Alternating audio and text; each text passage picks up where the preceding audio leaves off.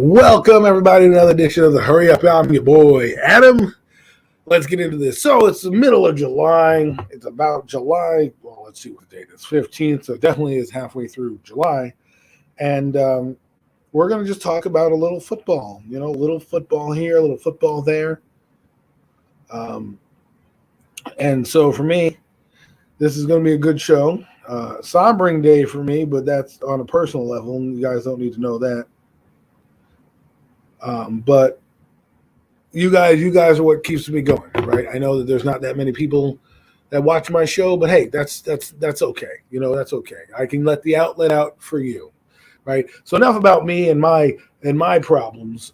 Let's get into it. And you know what? This is the type of day I feel like let's get out the ray of sunshine and let's get lit. Shall we, people? Let's get lit. All right. So here's what we're going to do today. There's been some debate about who's the top quarterback and things like that, and stats and all this stuff. And I want to mention something. First off, I want to give a shout out to the guys at Premium Takes. I think we've done a good job. We have a great show coming up about the National Football League, and we're gonna have a lot of our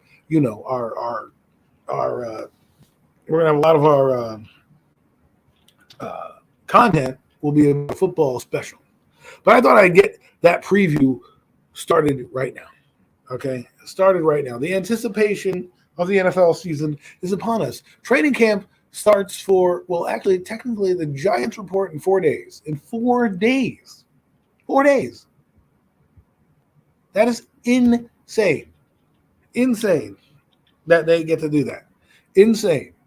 And for me, this is one of the best things that could happen to us is that with a new regime in place and a new set of, I don't know.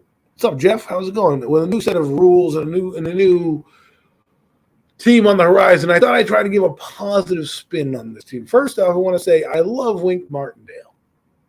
I watched a thing on Giants.com. It's called Giants Life. If you haven't looked at it, I advise you to go in there and give it a look. It gives you an inside look at how the coaches coach. Now, this doesn't mean they're going to go ham, right?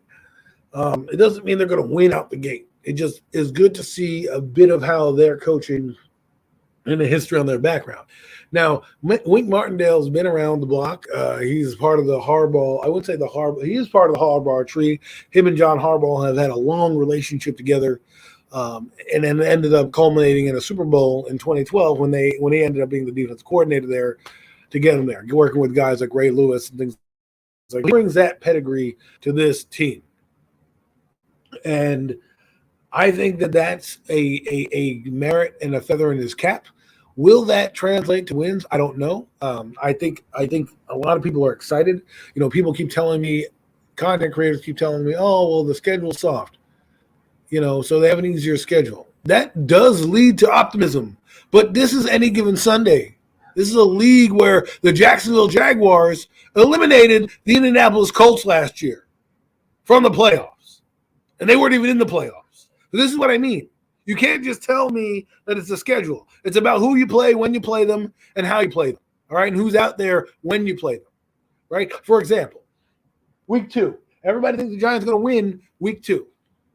You know, and let me show you how it's done. The difference between me and you is I make this look good. But anyways, the funny part is that you can't anticipate Baker Mayfield for the Carolina Panthers, who just got signed, by the way, who's coming in at the perfect time, right? He's coming in at training camp. You know, who cares about OTAs and all that crap? Nobody cares about that shit. Okay, it's not about that. He's going to have 2 months to get the playbook down and win the starting job. And I think if he starts the Carolina Panthers, while they're not a great team, it'll bring them up, right? It'll help them out. He won't be as incompetent as a Sam Darnold, per se. And if Matt Rule wants to keep his job, I don't think they're going to make the playoffs at all. But with a quarterback that's competent and a defense that's pretty stingy, that makes that game not easy anymore. Right, especially if McCaffrey makes it to week 2. Now you change the whole dynamic. We're hoping that Saquon Barkley has a great year. We forget McCaffrey's pretty good too, and they got a DJ Moore who's a pretty good receiver against our secondary. Now I'm not saying they're going to go out gangbusters. It's a game the Giants have a chance to win, but the chances go a little bit differently with a Baker Mayfield as opposed to a Sam Darnold. It's the same with Seattle, right?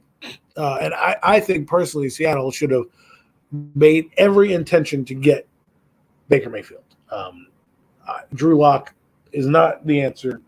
And it's unfortunate for Drew Lock because everyone talks about how Daniel Jones got the raw deal.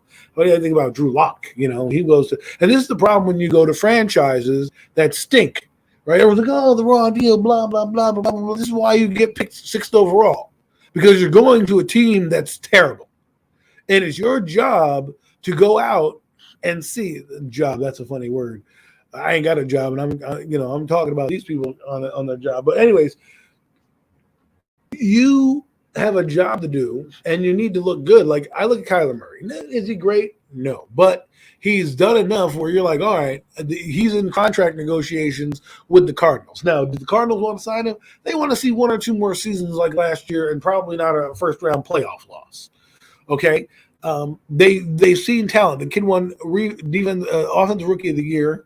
He's done a lot in the passing game. He's a decent passer, and we'll get into passing in a little bit. But I only have about an hour till I got to go do some things. But I thought I'd jump on and give a quick assessment and just overall way of some topics that you might want to fester on while you get ready. Now, again, the Giants are reporting rookie detail. They're not doing the week early like they normally could do, right? Because they were a new team. They took the week earlier in OTAs. So I don't think they get the week back here now. However, it was good. Like I said, it was good to see Giants live and see Wink Martindale. And let's hope that his acumen can do a lot of stuff. I love the Giants defense right now. I love what they're going to do. I don't anticipate a lot of cornerbacks play. I think that's going to be the weakness. The linebackers and the back 7 are going to be probably the weakness of this team. Kayvon Thibodeau, they're doing over-unders if he's going to have over 7 sacks or something like that. Kayvon Thibodeau just has to have an impact. I think he's either going to have an impact game one. With that being said, I think the Giants might stumble at the gate early on. And that's not when we criticize a team, right? Or we critique a team, it doesn't mean you don't like that team, okay? It doesn't mean you can't have optimism for that team. All I do when I preach out here is give you the raw deal, the data that suggests we should think about things in a different way. Not that you're wrong per se, but facts are facts. Like when you tell me a quarterback is this, that, and the other thing, and then I point out to you what the metric is for the standard of a quarterback, and you don't want to hear that, that's on you, right? Because it's talking about your quarterback. A lot of people defend their players. Like, for example, when I was a kid, I hated Dave Brown as the quarterback of the Giants. But you're damn right I was in circles defending him, and even people knew that. They knew that Dave Brown wasn't good. Period. He wasn't good. They knew he was good. You had a bag of diapers that could have been better. A bag of old moldy diapers that probably would have been better than Dave Brown. But hey, I digress. I was in that mindset as well. And I think a lot of people get that. They get very defensive, especially with your team, about it. And I know I went off on a tangent here. We'll get back to the Giants and rating in that program in a minute, but you're going to see a lot. Training camp's coming up. You're going to see a ton going on. This is where guys are going to get nicked up. You're going to see who ends up on the PUP and all this stuff. So we'll see what happens. I understand schedules and I understand anticipation, but again, like I tell everybody, and you're going to hear this until I'm blue in the face. What's up, Mitch? How you doing, man? I'm good. I'm off today, so there's no racquetball or anything. No racquetball. Well, I'm off for eternity, apparently, but that's a different story for another day. So basically what I've been talking about is just the anticipation of training camp coming and just talking football, really. Anyways, what I was saying is a lot of people they get very anxious. They get very defensive about their team, right? Like I said before, is like I like Dave Brown when I was a kid growing up. Dave Brown was caca. Okay, he was absolute trash, but in circles, I would defend him like, yeah, he's a great quarterback. Meanwhile, I knew he was terrible. So I know that a lot of people, and this stems from a conversation I had with people a few days ago, that you can defend your player, but you have to be real when it comes to the actual raw numbers. Yep. Right? And the actual production that you get from said player. Now, I don't want to drop too much because Premium Takes is going to have an NFL show. We're going to dive into the nitty-gritty of a conversation we had a few days ago that was off air with some random people from actually the Hardcore Sports Network. Mitch is president, CEO of the Hardcore Sports Network. He's doing everything behind the scenes to get everybody right and do all these things. I'm glad he's on the show today. I have a different computer, so I don't have all the StreamYard stuff that I normally have. I was like, wait, but it's all good, man. It's all good. Right. So that's why I went on my stream, because my computer that I use, my work computer, is no longer available to me to do that, and had a lot of my logins. So I'll reset that in the next couple of days to get that going. But anyway, that's all good. Like I said, for me, the NFL training camp is a march for the Lombardi. Mm-hmm. I thank you, Olivia. They're very kind of you. I hope we have a nice thing too. I just sub up to your channel as well. So I did too. I did like a month or a couple of weeks ago. I forgot when. It's good to see. Good to see young women loving the game of sports. There's not many of you, and if there are, you come out. We're not scared. Real men aren't scared of women who know sports. Know that. But anyways, getting back to what I was saying.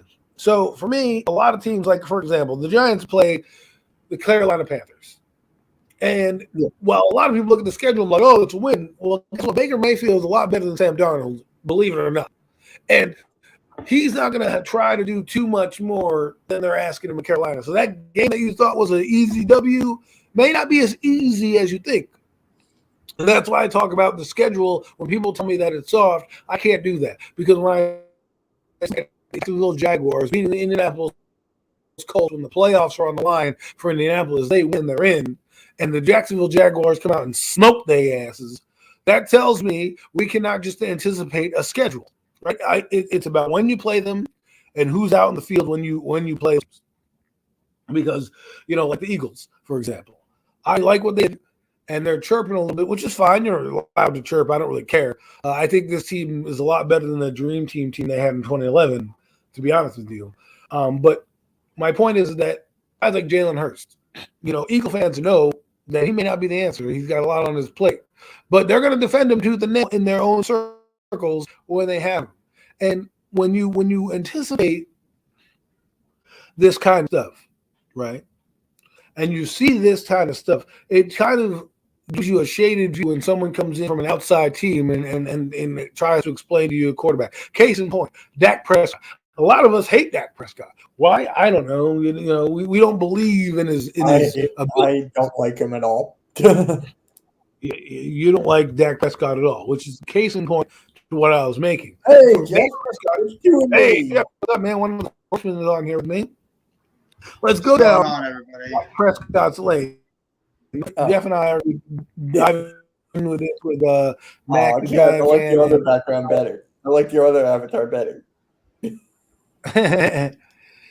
So, we're going to get into this deeper, like I said, with the Premium Tech guys. We have a great show for you. We got tons of articles. We're going to dive into previews of teams. A lot's going to be going on Sunday. And there's even an article right here. Dak Prescott is better than Lamar Jackson. Oh, my. But we're not going to do well because that's. Are we doing this again? Because there was like a whole debate on Twitter for the last couple of days, and we will get into this in Premium Takes because that is something we definitely need to dive into. It's one of the conversations I had with Jackson, but I'm not getting to him right now because I want to bury the lead we're doing. But Dak Prescott, let's look at his numbers. Look at numbers. They don't believe in stats. Blah, blah, blah. Yes, stats don't always tell everything, but for this exercise, they tell a lot. Okay, so Dak Prescott in his first season had 67% completion and 3,600 yards. Modest, and 23 touchdowns and 4 interceptions. That's great. That's a great number. He also had 282 yards rushing. Now, Dak Prescott, a lot of people want him to be a running quarterback. He doesn't have any seasons over 400 yards rushing. So don't take him out of his comfort zone. Just do what you need to do. Damn, he got sacked 56 times, 2018. That's a lot. Anyways, going down the list, 2017, he kind of regressed a little bit. So did the team. The team went from 13-3 in 2016 to 9-7. He still threw for 62% completions, but he had 3,300 yards. Again, modest numbers. 22 touchdowns isn't great. 13 interceptions. Again, he had 6 touchdowns rushing. Then 2018 happens. He now ups his yards to about 3,800 yards. 22 touchdowns and 8 interceptions. Very good touchdown ratio here. And then, of course, he had 6 touchdowns again rushing. Now, 2019 was his best year ever. The Cowboys were not good. They went 8-8. But his year, he had 65% completion, threw for 4,900 yards. He had 30 touchdowns and 11 interceptions. Probably the best stat you want. That's, to me, 2019 is where Dak Prescott went from being a game manager to an actual NFL starting caliber quarterback. All right? And no one can tell me otherwise, right? Now, the tease between him and Lamar Jackson is, again, I don't want to get into this too much, is that Lamar Jackson is not a good passer. And again, we're going to dive into this later. I don't want to bury that lead. But Dak Prescott has come a long way. Now, he was on a record pace. He had 1,800 yards in 5 games. He probably was going to throw for 5,000 yards. He had 9 touchdowns and 4 interceptions.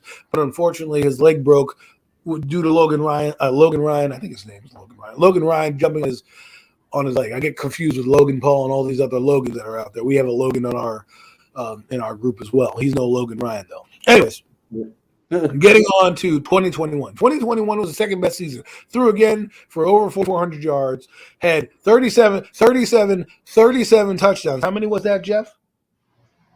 26. 37 touchdowns. That's a joke. 37, yeah. So, 37 touchdowns, 10 interceptions, and he had also how many touchdowns did he have rushing? He had 1 rushing touchdown. He fumbled the ball 14 times. He lost 6. Now, we talk about fumbles a lot. Somebody mentioned on a show that people don't mind fumbles as long as you come up with big plays. So, for me, yes, he had 14 fumbles and lost 6. That's terrible. But he had 4,400 yards, 37 touchdowns. I can forgive him for a little bit. All right, he had his most attempts attempts this season at 596. He completed 410 of those. Okay, so that's a lot of attempts. The other attempts he had the same amount of attempts in 2019 when he went to 4,900 yards, but he had his average pass was longer. That's why he had more yards. The average attempt per pass 8.2, 7.5. Now, most people will tell you Dak Prescott is a game manager. These numbers right here tell me he can hang with the top passers in the league. Do I still agree with he's a top passer? No. But I can't deny what he's done the last 3 years. Even though it was a truncated season for him, only 5 games. If you were to equate 5 games, he had the best passer numbers of pass attempts that he had, right? I mean, he had a losing record that year at 2-3. But 8.4 yards per pass, that's pretty good. Now, we are here talking about quarterback production, right? And things like that. For me, I can't just I like Dak Prescott, but I also hate him at the same time, right? Because he changed quarterback market. The Cowboys are going to have him. He's done a lot. He has proven that he's made it. And now he's Kirk Cousins to me. He's Kirk Cousins. Do I know if he's going to win a big game? Probably. Look at his playoff record. I mean, you can't blame everything on playoff record, but there is some substance to it. They went 1-1 in 2016. They lost. He had 3 touchdowns. He was sacked twice. He had a passer rating of over 100. In 2018, when they won a playoff game, man, the Cowboys have been terrible, but in terms of winning playoffs. And when he went 1-1, he threw for over 409 yards, 2 touchdowns, and he was sacked 2 times. So very good numbers in those 2 games. I mean, yards wouldn't equate to what he had in 2016. And then in 2021, this year, he had a terrible game. He threw for under 60% passing, 254 yards, and he had an interception and a touchdown. and his passer rating was 6.93. Now, that to me tells me he's not great in a big game spots. And this is the same thing I talked to you about with Jimmy Garoppolo. This is the same thing I talked to you about with a Jared Goff. These are the same things you want to talk about when you get a quarterback like a Daniel Jones, right? The thing that Daniel Jones had, the thing that Eli Manning had that Daniel Jones didn't, was a ability when shit hit the fan, you gave him the ball with 2 minutes to go in the game, you had a chance to win the friggin' ball game. Period, point blank. When you do that right now, I don't know with Dak Prescott, right now that we're talking about, Lamar Jackson and guys that fall into that ilk, are they going to be that until they show it to you? And right now, he's been in 4 playoff games and he's won 1 playoff game. Okay? And one playoff game they did win was against the Lions in that random ass game where I think they went the next game against Green Bay, did catch it, did not catch it, So these things. Feel free to chime in, fellas. You don't have to just let me. Well, I mean, in terms of Lamar Jackson, I think he is a pretty good quarterback, but at the same time, right now, at least recently, he seems like a very one-dimensional guy. He's the guy that they have been developing a lot of runs, a lot of run specials for him, design runs to try to get him in open space so he can be able to use his legs to be able to pick up the first downs and even be able to scramble for a touchdown occasionally. The one problem with Lamar Jackson has been he really hasn't had a consistent number one receiver. I mean, I know Marquise Brown has been solid, but he's really not that spectacular number one. But you sound like somebody I know. But at the same time, Lamar Jackson hasn't 100% proven that he could be a great pocket passer, and that's the one thing that separates him from some of these other quarterbacks in there, and that he has to be able he has to stand in the pocket and be able to deliver the accurate throws. He can make it at times, but he's also been inconsistent as well, and he doesn't have the strongest arms, so he can't be able to throw it downfield completely. And in terms of Dak Prescott, go ahead, Adam. The thing there about Lamar, and like I said, I want to save more of my Lamar Jackson talk for Sunday, is I agree with you on a certain extent. But the problem I have with him is more to do with the way he reads the defense, not necessarily passing game. But getting to Dak Prescott, I'd like to hear what your thoughts are there.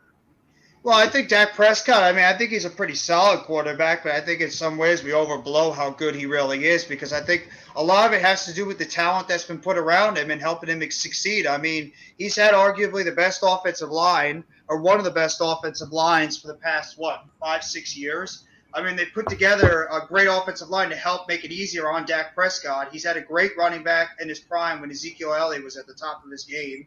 And he's had very solid receivers as well and a good tight ends. I mean, when you had Jason Witten there for the latter end of Dak Prescott's beginning of his career, and then you had Dalton Schultz has emerged as one of the best young tight ends in football. I think it's actually helped out a guy like Dak Prescott when you put around the talent that's able to elevate his play as well. I mean, I know he elevates their play too, but I mean, he's had really some of the most favorable situations in terms of players around him compared to some of the other quarterbacks out there. I want to bring that up. You bring up a great point that tends to hold in with the quarterback discussion, and that is teams around him. Now, I can't blame a guy because look at Matthew Stafford, for example. Before he went to LA, okay, he was surrounded by just Calvin Johnson, a bunch of other nobodies, right? Like Kenny Galladay here and there, but nobody that you really get home about, right? And my point is you produce with what you got. And I can't always just be happy or sad or blame a guy because he has a team that was built around him. That to me, what you said about, he has the best offensive line and all that, that's smart on the Cowboys' part, right? The Cowboys were like, listen, we want to build something for somebody, right? Whether it was Tony Romo, and I even said it when Romo was there in 2016 before he got injured. I said, they're not building this line for Tony Romo, the person behind him. And my point is that I can't just say, he has the best offensive line and Cooper Kupp and all Amari Cooper and all this stuff. That's fine. It's what you do with what you got that makes you what you are, right? Look at Jared Goff. He had a pretty talented team, and he still wasn't the greatest quarterback in the world, right? He was functional. He obviously can get certain things done, but he has another thing. And then with the Lions, he went there and he showed you what his true colors were. He isn't that great of a passer. Now Matthew Stafford with that same team, and he did more, right? So I look at things just beyond the oh well, this is what we had, because we can do that with any sport. You can say Jordan had Dennis Rodman and Scottie Pippen and Phil Jackson and this, that, and the other thing. Shaq and Kobe. I can't be mad at guys like that. What I like is performance, and what I see on the field is, and Mac brings up a good point here. Let's not act like Lamar Jackson hasn't had talent on his team. Okay, you want to talk about lack of talent? Deshaun Watson had lack of talent. That had nothing, and he still threw 4,800 yards. Okay, so to me, I get to pay guys. You're either good, great, or average. That's what we got in this league. We got great, good, and average, right? Some players can overcome like that kind of deficiency when you don't have the talent around you. You have the ability to be able to rise up and help elevate the talent around you, like a Deshaun Watson can. And not saying Lamar Jackson hasn't had talent. I mean, he's had good running backs. He's had one of the best tight ends, like Mac was saying. And he's had an offensive system that's been able to fit and go around his talents and his strengths. Some quarterbacks just can't do that. Dak Prescott, I got to see Dak Prescott do it in the playoffs. He's a good stat piler in the regular season, but he hasn't gotten it done when the clutches around. And that's where we need to really define the greatness that is, right? When you're evaluating a quarterback, can he make all the throws? Great. Can he be good for this franchise? Great. But when the shit hits the fan, will he get us down? And Matthew Stafford threw a pass after he tore his shoulder. He was like, let me back in the game, still threw a touchdown pass or 2-point conversion, whatever it was, and got out the game, and they won the football game. He won some comeback games. They went to playoffs on his right arm, and damn near should have beat the Cowboys if it wasn't for a bogus ass pass interference call. We weren't talking about the Cowboys having a playoff win 4 years ago. But my point is that I look at it like this: when you're surrounded by chaos, are you still the beacon of greatness? And Matthew Stafford showed you what happened when he got to a team that had been stacked. Case in point, if you want to look at a case study, Matthew Stafford is the case study you need to look at.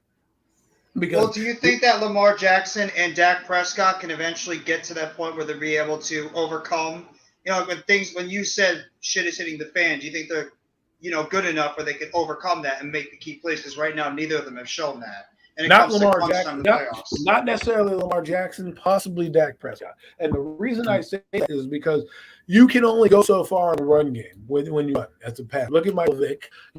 Another guy I want to bring up, I was thinking about that people tend to forget about, is Steve McNair. Okay, you want to talk about a quarterback that really if you're Lamar Jackson, you late your game after. That's the guy you want to do it. I know people compare him to Michael Vick, but Steve McNair. People forget about Steve McNair was great. He was Steve McNair. I don't know how you couldn't. Go ahead. I don't know how people couldn't. But the problem is he's overlooked. He's probably a borderline Hall of Famer. You look at it like that. He doesn't have the raw numbers to get in. But what he did for that Tennessee Titans team and the Baltimore Ravens team that he played for. And he was tough, too. He was tough as hell. That quarterback took hit after hit. If it wasn't for injuries to beset him, he would do it. But Dak Prescott needs to be more like a Steve McNair. Like, the thing is, they're like, oh, we want him to run more. I don't want a guy to run more. When he just threw for 4,400 yards, I don't need him to run. When you put this is the thing that I hate about this league right now, and people who want guys like Lamar Jackson in there. Look at Aaron Rodgers. He's 38 years old, right? He's still playing at a decent level. Look at Matt Ryan, still playing at a decent level. You know why? I'll tell you why. They stay in the pocket. And when you stay in the pocket, in this league, they protect you. Once you put your head down and start to run, you are fair game. Cam Newton, and another thing too, Adam, what most of the quarterbacks that are winning Super Bowls right now, they're mostly pocket passers, right? They're not really these scramblers. Right. I mean, those guys get it done in the regular season, but majority of the quarterbacks that win championships in the NFL are still mostly pocket passers, and that's the importance of still being a very, very good pocket passer in the NFL. And when everything's collapsing on you, you get the job done and you're able to get the ball to your receiver and not have to scramble out. I mean, it's good when you could scramble out of the pocket and make a play out of nothing when it's there, but mostly you have to be able to stand in the pocket. You have to be able to find your receiver that's either open or close to open. You got to be able to make the throw to them those quarterbacks are usually the ones that win those championships. So anticipate that brings me back to another point. Is like when guys like this tell me like, oh well, this guy's great and this guy's great. I'm like, well, what is his weakness? If he can't overcome that weakness, and that's what I think Lamar Jackson's is watch him. And I'm not a Raven fan, and again, I don't want to dive into too much, but there was a Raven fan that told me, I don't know what I'm talking about. You don't know, blah blah blah. What I see on the field with Lamar Jackson is against Tennessee, they had the game plan. They were like, yo, you want to run? We're not going to let you run. We're taking away your strength. We're going to say, if you beat us with throwing the football, we can live with that. We can live with that death. Okay. If you beat us because you threw 4 touchdowns and 400 yards and, completely annihilated us, well, we can live with that because we didn't give up 80 yards, 100 yards rushing to you. Okay. And I even hate to say it too, Mitch, that's the same thing with your quarterback too, because I was Jalen Hurts is about to that say that. same type of quarterback as Lamar Jackson, a guy that has the athleticism, but he's got to improve it as a thrower. I think he's got to improve as a thrower. I think he's more of a poor man's Dak Prescott, if you ask me. Oh wow! I got to see it more. I don't think he's got the throwing ability yet to be in that type of class. I think Dak Prescott's a better of a quarterback. I don't either. I don't see it. The thing with him is a lot of people like Jalen Hurts, believe it or not. A lot of the media people I've listened to, a lot of the Giant people I listen to when they're evaluating, they like Hurst a lot. Now, me, again, I saw a lot of potential, against the Cowboys' his first game where he threw for 300 yards and looked good. I like that. And there are games against, the last game of the year in 2020 where he's throwing guys wide open in the end zone. Then there's last year in the playoffs where, if he was a little bit more accurate, some of these guys might catch the ball. I mean, some of them didn't. Not many people helped him out in that game either.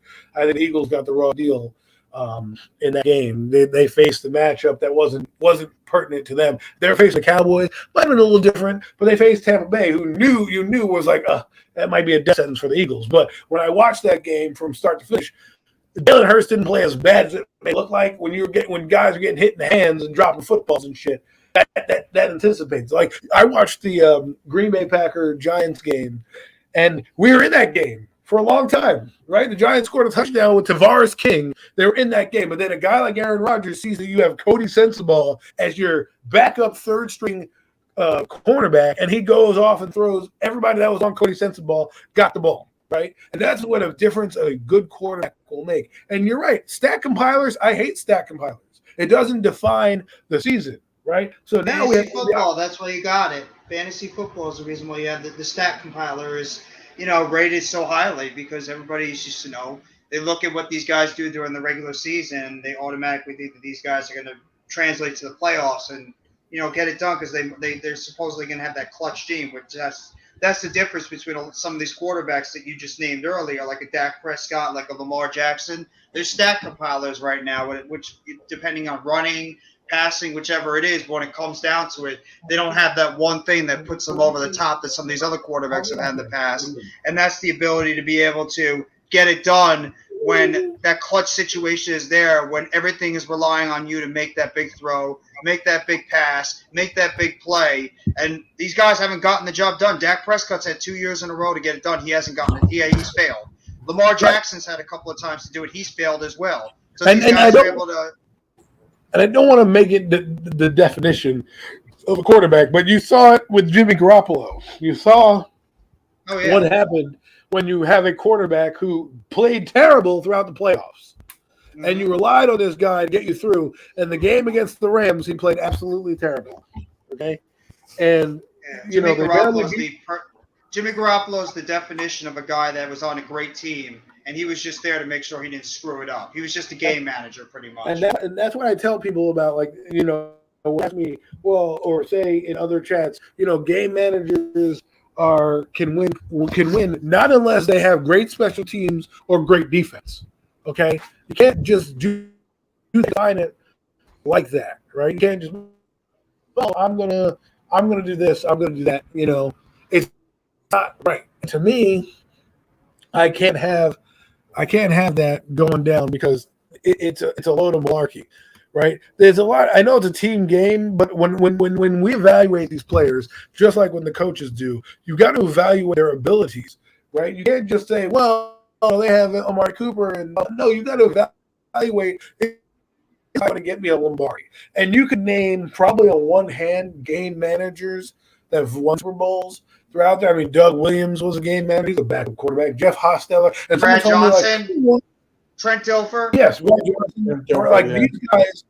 People will tell me, oh, these guys can win, but what were the factors of those teams winning? Jeff Hostetler had a great defense. Okay, they played the Buffalo Bills. They probably don't win that game if it wasn't for Scott Norwood and a great game plan by Bill Belichick. Okay, Brad Johnson had a great defense. Brad Johnson had the best scoring defense in the entire NFL that year. Entire NFL. They were the best scoring defense. Okay?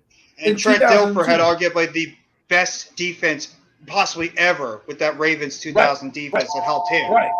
Exactly. So for me, and then what happened, and same with the Philly special, like Carson Wentz got him there, but just like Jeff Hostetler, Nick Foles finished the job. But my point is, where are those guys after? Excuse me. I said yes, sir. Nick Foles. Yep. They had one of those years. They had one of those glorious, out of nowhere type years where they're able to not hurt their team and just be able to do enough to help their team win. Now, Eagles fans are saying that this year could be that year too. But think about this, right? How many of those quarterbacks that we're talking about right now have either repeated or done anything outside of that one season? None. How many times has been on 3 teams after that? Right, and you look at Patrick Mahomes, right? And you want to talk about quarterbacks? That guy has been in the playoffs for 4 years, twice in the AFC Championship game, and twice to the Super Bowl. Okay, he's won one too. So he's actually done 3 times. Excuse me, 3 times in the AFC Championship game, punched his ticket twice to the Super Bowl and won one. Okay, so this is why you have good quarterbacks play. And you know who he played in the one Super Bowl that he won? He played Jimmy Garoppolo, who can't hit a wide open man in the end zone. Kendrick Bourne is sitting there waving his arms, giving a damn rock. Right? What happened with the Patriots when they lost to the Eagles and go back and beat the Rams? Jared Goff can't hit a Brandon Cooks wide open in the end zone. Okay, difference in the ball game. What did Mahomes do? Mahomes, who didn't have a great game in the Super Bowl, let's be honest, he didn't really wake up till the 8-minute mark of the fourth quarter where he just went off, right? And did that little touchdown that he did down the sideline, all that stuff. But my point I'm trying to make is that every year Kansas City has a chance to win in the playoffs and the Super Bowl. Why? Because of their number one guy. And that's why I stress that quarterback has to be good, and you need to get rid of a guy just to get rid of him. Now, Jimmy Garoppolo, he's a good seat warmer. He's a good guy to have there, build a team up, get them. It's like Tyrod Taylor. You get him in there, you let him run the show. You're not building the team for him, but you can function with him while you're waiting for the young guy to come up. Look what Mahomes did. Mahomes got drafted in 2018, didn't play a damn game till not 2018, 2017, didn't play a damn game till the last year of the season. The next year he comes in, they go to the playoffs. They lose in the divisional round. The next year they go to the Super Bowl. The next year after that, they go to the next year after that, they go to the championship game and lose, right? I think 2019. 2020, they go to the Super Bowl and beat the 49ers. 2021, they ended up in the Super Bowl and lost to the Rams. Okay? So this is what I'm talking about. This is what I mean, because look at the Rams. The Rams had Jared Goff. They said, Jared Goff, we need a guy who's going to get us over the hump. And they moved heaven and earth to get Matthew Stafford, and it probably was one of the biggest trades in the history of the NFL because it did exactly what it needed to do. Yeah. That team. That was the indication of that team was pretty much put together, and they realized that they were pretty much a quarterback away. And Tampa Bay did the same thing. Tampa Bay put together a great team, and then they realized they were a quarterback away. They didn't think Jameis Winston was the answer. What do? They go out, they sign Tom Brady. What does Tom Brady do in his first year there? Brings them and wins a championship with them. Same thing like Stafford. That's what some teams do. You put together a great team, and then you realize you're a quarterback away, and when you see that quarterback is on the market, you go out, you trade for him, you sign him, bring him in, and there you go. You're ready to win a championship. It's already happened twice in the past 4 years. Let me ask you this. What do those two quarterbacks have in common in the playoffs, Matthew Stafford and Tom Brady? I'll see if you can answer it, and I'll give you an answer. They have the clutch gene. When it comes down to it, you need to make that play. They need to make that play. Tom Brady's already shown it 6 or 7 times in the Super Bowl. And Matt Stafford, when he got his first chance to be in the big game, what did he do? He made the big play to Cooper Kupp in the end zone, which ended up winning that game. So he was able to have that clutch gene to help put that team over the edge. So yeah, that's what you need. You need a quarterback that's going to be able to get it done when it's like the game's on the line, and that's exactly what those two guys did. And Patrick Mahomes did it too. This is exactly why what I talked about. You hit the nail on the head. Hey, ladies and gentlemen, that's why he's on Premium Takes with us, because of that right there. I didn't even tell him the answer, and he knew exactly where I was going, right? That's what we call synergy, people. Well, I'm about to piss you off because I'm about to make a point that's probably going to get you like nuts, but I'm going to make it a little bit afterwards. Okay, well, go ahead and make it. Is it as bad as no, I'm going to say that. No, I'm not. I'm going to say that. I know you can't stand this guy and you want him gone, but I still want to see if Daniel Jones still might have that clutch gene this year. I got to see it. I have to see it. Listen, I'm sorry, Adam. I know I've got to see it this year. The reason that you got to see it means he ain't got it. Let's call a spade, right? Like the fact that we keep hoping that this guy is going to be better than he is a joke. My point is that I never said he was going to be better. I never said he was going to be an all-pro. I just want to see. Let me counter your argument real quick. Let me counter that with this. Okay, I always ask this question: Joe Burrow, do you think he's got a clutch gene? I mean, he got it done when it came down to it. When the game was online, it's a yes or no question. These are yes or no answers. Right now, I believe yes, he does. Okay, Justin Herbert, clutch gene. Right now, actually, I haven't seen it. Justin Herbert's come up small in some of the big games. I don't agree with that. But when he had a chance to make it to the playoffs last year, he didn't. What are you talking about? That wasn't his fault that the team did not. I mean, my God, he played a hell of a game. It's always going to go on the quarterback. It's always going to go and fall on the quarterback if they don't get it done. My point, the fact you want to be hesitant, that's fine. Whatever. You want to tell me that Justin Herbert doesn't have what it takes, then believe it or not, he has. He can change minds this year. To me, yeah, he has. Whatever. Fine. You don't want to believe it? Fine. Whatever. The exercise is, I know what Justin Herbert's going to give me. I know the potential that is oozing from his fingers and his arm. Joe Burrow the same way, right? Matthew Stafford the same way. They got the gene. They got it there. There was no booty-ass quarterbacks in the Super Bowl this year, right? And you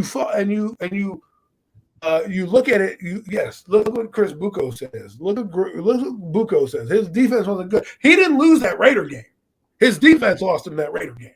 Now, my point is that does he have a clutch gene? Yes. Against the New York Giants, he said the Giants pass rush is coming, and he's dancing around, doing the Macarena, does a spin, and throws the ball on a rope off balance to the back of the end zone on a dime. The guy basically catches the ball, falls out of bounds, both toe taps. I don't care if his defense wasn't good. When the ball's in his hands, he's got to be able to get his team to the playoffs, and they didn't get it done. I understand. Okay then. Go on a playoff run this year. Go on a playoff run this year. Jeff, let me ask you this then. Let me ask you this, because now you're getting on my nerves. Because with that stupidity you just spewed. Do you think not stupidity? It's valid. Look, Deshaun Watson in 2020 went 4,800 yards and 33 touchdowns, and his defense was caca, but you're not going to give him the clutch gene because his team can't hold a lead? Because it all comes down to wins and losses in the end. I understand. It doesn't matter. You're always, as the quarterback, going to get blamed if you don't win or lose. When the ball's in your hand. It's the prime position. It's just the way it is. God. Did I say that Deshaun Watson? But you're misconstruing what I said. I didn't say that Herbert was a bad quarterback. The fact that you and Watson too. The fact that you can't see that a guy like Watson or Herbert has 10 times more talent and has done a lot more in their career. But let's break it down like this. So Deshaun Watson gets the ball, goes down and scores with a minute to go. Oh, we're gonna save it for Sunday, Mac. Don't you worry. But he goes down and scores a touchdown. Then J.J. Watt. There's 2 minutes left in the game. J.J. Watt and the defense doesn't do nothing. But we're gonna blame Deshaun Watson. I can't do that. Not with 33 touchdowns and 3 interceptions. I can't do that. That guy balled his brains out and kept his team afloat. He can't play defense. So the fact that you want to just put it on there is the same thing we talked about with game managing quarterbacks, right? If a game managing quarterback doesn't have the clutch gene like you said, but is relying on his defense. I didn't say he didn't have the clutch gene. You're misconstruing my words. I never said he doesn't have the clutch You gene. just said about Daniel Jones not having a clutch gene. I asked you if Justin Herbert did it, and I agree that he did. But you're like, well, he didn't get to the playoffs and have a clutch gene. So, the mitigating factor that you're putting out there is that a guy who has a great season, because they didn't go to the playoffs, which it's not his fault. It's not like Deshaun Watson had 20 interceptions and like 33 TDs, and you can be like, well, like Jameis Winston. Jameis Winston in 2020, I think it was, and Football Reference led the league in passing. He had 33 touchdowns and 30 interceptions. That's a terrible ratio. But he balled out because his team was there, and he was part of the problem as to why his team didn't win. Deshaun Watson wasn't the problem, wasn't the issue. Matthew Stafford wasn't the issue. Justin Herbert isn't the issue. That's the reason why they're not going to the playoffs. Daniel Jones hasn't helped himself in terms of winning games at the end of the year. So, yes, you want to see and wait if he has a clutch gene? I don't need to wait. I know he doesn't got it. You know what I mean? I'm tired of waiting for a guy because every other quarterback and every other draft, Nick, says you got 3 years to ascend. Look at Josh Allen. If you watch Josh Allen, he had – let's do that because Josh Allen is a polarizing quarterback. Some people really love him. Some people don't think he's as good as he says he is. I think the guy is a pretty damn good quarterback. But he fits the argument to a T, right? He first comes in, and let me get his stats on my computer's slow. That's what you have when you have a computer that is losing buttons and has nothing going on here, people. I am in dire straits of a computer. But with that being said, okay, Josh Allen, come on, computer, help me out here. I'm surprised the broadcast is still going on with my shoddy computer. So I just want to bring up something here. He went to Wyoming through under 50% passing. He came into the league as a rough clay molded project. But if you look at his years in Buffalo, he didn't start that many games. He had 52% completion. He threw 2,000 yards, 10 interceptions, and 10 touchdowns and 12 interceptions. And he rushed for 600 yards, right? Pretty good. His second year, he improved on those numbers. He went from 5-6 in 2018 record-wise to 10-6. Okay? He still was under 60% completion, but threw for 30 over 3,000 yards. And then he had 500 yards rushing. Now, season 3, when we think that we can find out a quarterback, they always say give your draft picks 3 seasons. He played 16 games. He went 13-3, and he threw for 4,500 yards, 37 touchdowns, and 10 interceptions. You know what he did this year with an extra game? He did basically the same numbers, 36 touchdowns, 15 interceptions, and then went off on the running game with 763 yards, right? In the playoffs, what did he do? First year they went to the playoffs, modest numbers, 52% passing, 264 yards. In the 3 games he played, he went 2-1 in 2020. He had 817 yards, 5 friggin' touchdowns. In the 4 games last year, he went for 637 yards and threw 9 touchdowns, no interceptions, and his quarterback rating was 149. Absolutely bananas. My point is in 3 seasons with Josh Allen, he has improved every season. Okay? So to me, and I've seen the clutch gene because look what he did in the playoffs. I don't blame Josh Allen. You're not gonna have me disagree with Josh Allen. I think that guy. I don't. Listen, Josh Allen didn't lose that game against Kansas City. If anything, he won the football game twice. But if it wasn't for his shitty defense, we're sitting here about a loss. Now I can't blame him for that loss. Yes, it's put on his record. Just like when Giants fans go, "Oh well, Eli Manning is a 500 quarterback." I don't believe Eli Manning is a 500 quarterback, but the record shows it because of the shitty teams that were in his wheelhouse. I can't blame Eli Manning. He played his heart out those games. All right. His best seasons in 2015, 2016, and 2017 with McAdoo, he had over 4,000 yards for 3 straight seasons. It wasn't him that couldn't stop the game. So I can't just blame somebody because again, this is where the stats don't measure up with what actually is happening. Sometimes you got to look beyond it, right? When we're looking at if somebody's a good passer, the stat is, yes, how does he do? When we're looking at overall, if the guy's got the it factor, I can't just do that because this game's a team sport, like I said. So I can't blame him for putting his team in a position to win and then his defense collapsing. I can't do that. That's not going to fly with me. What I can see is the Justin Herbert, Joe Burrow, and Josh Allen can all play quarterback, and they're all good, and they Well, won you're a lot. never going to hear me. You're never going to hear me disagree about that. And when I was making about Justin Herbert, I think the guy is an incredibly gifted quarterback. I think he will be one of the best quarterbacks in the NFL this year. But I'm not the only one that has made mention about people thinking that Justin Herbert maybe is not as clutch as everybody thinks he is, and he can't get it done. All right, I gotta go. I'll talk to you guys later. Have a good rest of the week. Take it easy, Mitch. I'm not saying that. I'm not saying that Justin Herbert can't get it done because he's only been in the league for a short amount of time. He can go out there this year and prove me to look like a friggin' idiot, have one of the best playoff runs out there, and lead his team to a Super Bowl championship. You don't know. I'm just saying. Yeah, but that's not going to what I think of him, and that's not going to define the Chargers. The Chargers think right now number 10 gives them the best shot to win every game every Sunday. And if you can say that, regardless of what the record is, then that's all you need to know. When I look at Daniel Jones and I look at Justin Herbert, there's no way I'm taking Daniel Jones over Justin Herbert any day of the week. I don't care about the clutch. The talent deficiency is so wide between Daniel Jones and Justin Herbert. But that's the point. The point, and another thing here is this, right? First 2 seasons so far with Justin Herbert. He played 15 games thanks to Tyrod Taylor's injury. He broke all the rookie passing records with 433 yards passing and 31 touchdowns and 10 interceptions. The boy is it. Okay, he went 6-9. Not his fault. They went 6-9. Then next year he had a winning record, right? Winning record. They went 9-8. He had 5,000 yards and 38 touchdowns. Okay, to me, that is what I need to see. And in terms of fumbles and sacks, he had fumbled 8 times in 2020 and fumbled once the entire season in 17 games against a fumble this season. So that tells me he's not putting the ball in harm's way, especially when you only have – he had 16 turnovers the entire year. That is 1 turnover a game. He had 38 touchdowns. That is over 2 touchdowns a game. Okay? I can't blame him for that. Okay? When a guy goes out and performs, there's a lot of reasons, like stats, for example, interceptions.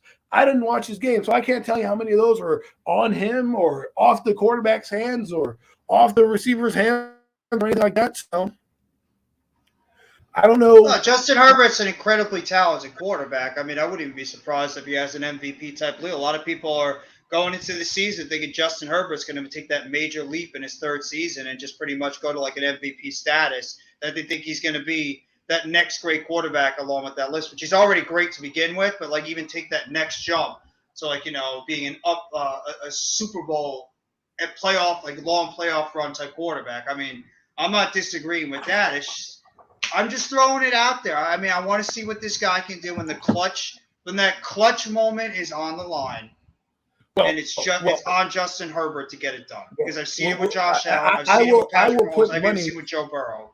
I would put money on the fact that his team will be fighting for at least a playoff spot this year, and our team will not. So I'll put that that's on a guarantee right now. And what I'm saying is, the thing that people need to understand is it goes to the clutch gene, but it also is the reason you get these guys. And again, I don't want to ruin this because we're going to have a great show with other guys on here. I don't want to take away from our premium takes because I'm going to move on to a few other things about defense. For me, I look at it like this. When you draft a quarterback, you need to understand or feel like if he's going to bring you to the Super Bowl, not just the playoffs. A lot of Giant fans go, no, let's just get the playoffs. That's what losers do. You give me Justin Herbert, and I'm ready to go every Sunday. Every Sunday when Eli Manning played, I knew we had a puncher's chance to beat whoever we had. And the one difference between Justin Herbert and Daniel Jones, too, is Justin Herbert plays every single game. Daniel Jones does not. Right. And the other thing about Daniel Jones is I feel like when I'm in that area and he gets the ball inside 2 minutes, I'm not going, yeah, we're going to punch this down and score. I'm praying that we don't fucking botch it up. You know what I mean? When I see Justin Herbert, I don't think Charger fans are going, oh my God, we're gonna shit our pants right now because Justin Herbert has the ball. No, they're like, oh shit, we have a chance to win. We got one of the best quarterbacks up and coming in the league. Yeah, he's a great quarterback with a great team around. He also has a great team around him too, which does help him out. But he also elevates those players too. I mean, it's a nice balance between both. In 2020, he did not have a great team around him. I do not want to hear that. He did not have a good team. I'm talking about the offensive side of the ball. That doesn't matter to me. But it does. You need Doesn't matter players to me. around you. It goes together. You have good players and a good quarterback. It's perfect. Matthew synergy. Stafford was a quarterback and had no players. They did have Calvin Johnson for a couple of years. Oh, okay, one player. They didn't win much without that player. And you know what? Matthew Stafford was still good when he was out the league. Okay?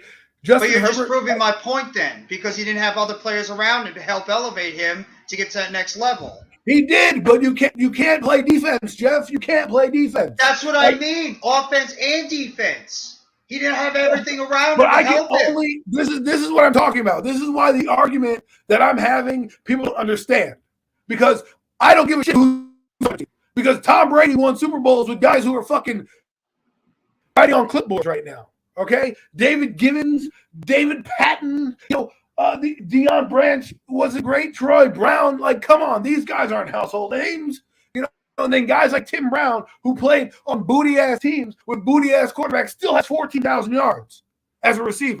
Their players were clutch. They were able to get the job done. They weren't great players, but they were able to get the job done when it came down to it. And The point is that when you see the talent doesn't lie. This is why Barkley is another prime example. People are like, Barkley. You know, when Barkley touches fully healthy, there ain't nobody in the league probably better than him. Right? Maybe Jonathan Taylor, maybe Christian McCaffrey, but when he gets the ball, we know he's good. We know he can take it to the house in a blink, right? What we don't know is what we don't know. Like, we're hoping that Kadarius Toney is good. We hope that he's oozing out. He hasn't proven it enough for us to be like, I can trust him. Barkley has. Barkley had damn near 2,000 yards in 2018. I know that motherfucker can play. I know he's good when he plays. The thing I know about Daniel Jones is he's not that good. That's what I know. That's a fact. But people don't want to do that because Barkley, who had a terrible offensive line, was getting hit in the backfield almost every time in 2018, still managed to figure out how to get 1,500 yards from scrimmage. I'm never going to disagree with that. Saquon Barkley is, when the guy is on the field, he's an absolutely beyond incredibly talented player. I mean, it's his biggest question every single year is health. The guy can stay on the field. Everybody knows what Saquon Barkley can bring to the table. But the guy is a tremendous. I'm not getting into this Daniel Jones discussion because it really is not a point of discussion for me anymore. Because no matter what point I bring up, there's always a counterpoint that someone seems to make. Then when I counter that point, they have to blah blah blah blah blah blah blah. It's never a never-ending story. No, it's because you have the Daniel Jones haters and the Daniel Jones lovers. I'm not a Daniel Jones hater. I don't hate the guy. I'm just bringing out the points that everybody else seems to forget. That's what I'm doing. There's a difference between hating a guy, right? And there's a difference between bringing up his flaws that still haven't been corrected this year. And they haven't been corrected in 3 years with 2 different coaching staffs. And I'm supposed to believe now Brian Daboll has the elixir to get this guy better. Sometimes you just got to look at the tape and not just say, well, he had a bad gene. Because at the end of the day, when I look at the tape for Justin Herbert, when I look at the tape for Matthew Stafford, when I look at the tape for all these guys that listen, Joe Burrow, Deshaun Watson, at the end of the day, they're oozing with talent. It's not their fault they lose games. It may not be, it is a team game, and yes, the loss goes on them. But if you go back and look at the game log and rewatch the game, and Deshaun Watson or Joe Burrow or Justin Herbert play lights out and their defense gives up the loss, I'm not looking at it like Justin Herbert's the problem. Because that's not what those teams are looking at when they see that quarterback. We're still sitting here 4 years down the road, still hoping that this guy did well. And only because John Mara said we did this guy dirty, is this guy still on the team. That's it. I think it's that, and also because they just didn't believe in any of these quarterbacks in this past draft coming out. So they just would rather just roll it back with Daniel Jones and see what they could get out of him. And then if he sucks, which a lot of people think he's going to suck anyway, just get your quarterback in 2023. I think a lot of it has to do with the poor draft class as well. I was watching a video of a content creator for the Giants, and he was saying that, if the Giants get a quarterback in 2023, it'll set them back again. Absolutely. Tyrod Taylor on the roster. If you build roster and complete it to where all you need is a guy that's a quarterback. You can come in and have a guy learn under the system and fight for the playoffs. Because honestly, 2024 is when I'm looking for the team to be really good and starting to ascend. A, because they'll probably have a young quarterback. B, the young quarterbacks nowadays in this league, because of finances, aren't the same as they were before. Okay, and that means you want to win within that 5-year program of drafting that quarterback, because then you don't have to pay him. Now, some teams have defied the odds and have gotten their quarterback and whereas a quarterback away, i.e. the Denver Broncos, right? They are a quarterback away, and they got the best one on the market right now that they could afford and hope that he's going to do well. Indianapolis, same thing. They're a team away. Yep. There's a way to find a quarterback if it doesn't. There's no way people are going to trade for a guy that they already know. And the thing is, this is the barometer I go on. Again, I'm sprinkling ingredients into the sauce. I don't always just like McDonald's doesn't give you all the ingredients in their mac sauce. I don't want to give you all the ingredients to what I know, because then what's the point, right? But here's a little nugget for you. A lot of people in the NFL say that the evaluation of players is 3 years after the draft. That player, you would know what they are after 3 years. Well, guess what we know about Barkley after 3 years? We know that he's injured. When he's on the field, he's dynamic. The thing that we know about Kadarius Toney right now is that he's dynamic with the ball in his hand, but he's injury prone. Those are the two things we know, right? Now, we know that if Barkley comes in and is fully healthy, he's going to be one of the top rushers in the league. What we don't know, even with everything put around Daniel Jones, is if he's still going to be a top quarterback. And to me, I already know the decision. I already know what the answer is. You know, if he proves me wrong, great. I doubt he is, but if he proves me wrong, great. I don't think he's going to get more than modest numbers, right? And I don't want to use this right now, but I will drop a nugget. He barely made the top 20 in all of his years as a passer, according to Football Reference. So to me, if you can't get a guy in the top 15 in passing, you're hard. And also, too, a lot of people go to that rookie year where Daniel Jones did put up pretty decent numbers, but he barely passed over 3,000 yards in that rookie season. Right. He didn't play games. And he didn't play. Sorry, go ahead. Sorry. No, go ahead. I said, and the games that he played weren't against good opponents, right? The games that he had dominant performances on, he didn't have good opponents, such as, you know, I want to go down game. Let's go down the game by game log. This will explain to you what I'm talking about. So right now, while we're on here, and then I got to get going soon because I've got some things I got to do. But I had to, because I have some free time, since you know why. I have some free time. I thought I'd come up and do a live, but I was supposed to be doing something in the next minute or two, but it doesn't look like that's happening yet. So let's go game by game, okay, for Daniel Jones. I want to see if I can have a game-by-game log, you know, for this, because this is what is going to kind of put me on here. Let's see. Okay. Pro Football Reference. So there is a method to my madness, folks. I know my computer is slow, but my point is that a game against You're not the only one who's got a slow computer. My computer's slow as hell too, so I feel it. Games against Detroit, games against the Washington Redskins are games where those defenses weren't good. So yeah, I can throw 5 touchdowns against those teams when they're booty, you know, You know, let's go to game logs. Here we go. Oh, Pro Football Reference. I love this site. Give me a break. This site is fucking phenomenal. All right, they got everything I need. So game log. Let's go down to 2019. Let's see if we can get the 2019 season for him. Okay, let's go here. Let's get that game log up. So he had 2 comebacks and 3 game-winning drives in his career. 3 drives. That's it. That's what Football Reference says. 3 game-winning. The guy has played in 4 seasons, has had 3 game-winning drives. That's 1 a season. That is not going to cut it. The most memorable comeback he probably had was that, well, a couple of them. I think the last game of the season against Washington, where he passed that ball to Kaden Smith for the touchdown, and then obviously the Tampa Bay game, his first game of his career, where he ran it in for that touchdown. There's two right there. I don't know what the third one was, but those are comeback wins. Now, they're not talking about regular wins, but let's look at let me see if this comes up. So 2019, his 2 fourth-quarter comebacks came in 2019 against the teams we talk about, Tampa Bay and Washington. The other one was against New Orleans. 27-21, which he Oh, threw the game 400 last year, yards. yeah. Right. He had, so in those games that he played, the comeback games, he had 336 yards against a terrible Tampa Bay team. Okay. He had 5 touchdowns and 352 yards against a Washington team that wasn't very good. Okay. And then against New Orleans with a team that didn't blitz him much, he had 400 yards and his highest completion percentage ever. Right. So yes, that means he can find that means they can find he can win. Now this game it'll prove to me exactly what we're talking about. No, he's making you look like a very smart man right now. Is that